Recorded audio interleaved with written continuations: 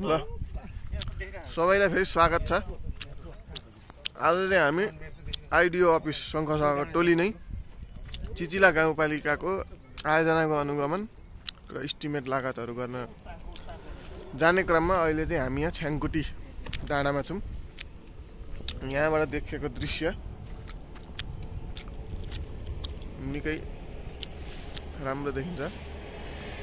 यो बाटो हुँदै हामी यसरी यो बाटो हुँदै आयो यताबाट। यहाँ पर देखिने यो खाँदबारी बजार र उता टुम्लिङटारको एयरपोर्ट यो रनवे देखिँदैछ। यो यसरी यहाँनिर हाम्रो यता हाम्रो सर हुनुहुन्छ भ्लगर सर, उहाँ नै हो